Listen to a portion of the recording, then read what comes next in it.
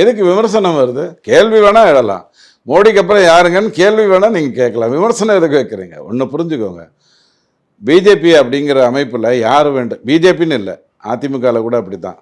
திமுக, காங்கிரஸ், லல்லு பிரசாத், சரத் யாதவ், சரத் பவார், இந்த மாதிரி குடும்பக்குள்ளே இருக்கக்கூடிய கட்சிகளில் தான் இவன் தான் வருவான் அடுத்ததுன்னு உங்களுக்கு ஏற்கனவே தெரியும். அதனால் அதில் ஒன்றும் மாற்று கருத்து இல்லை. வெங்கட் பிரபு படம் எடுத்தாருன்னா பிரேம்ஜி அதில் இருப்பார். திமுகவில் அடுத்த முதலமைச்சர் யாருன்னா இன்பநிதி வருவார். அப்படிங்கிறதோட நிறுத்திக்கோங்க. ஆனால் பிஜேபியில் யார் வேண்டுமானாலும் வரலாம், எங்கேருந்து வேணாலும் வரலாம். ரொம்ப அற்புதமாக பேசக்கூடியவங்கெல்லாம் பெண்கள் எடுத்துக்கோங்க. சுஷ்மா ஸ்வராஜை பொறுத்த வரைக்கும் அவங்க ஒன்றும் பொலிட்டிக்கல் பேக்ரவுண்ட்லேருந்து உங்களுக்கு உள்ளே வரல.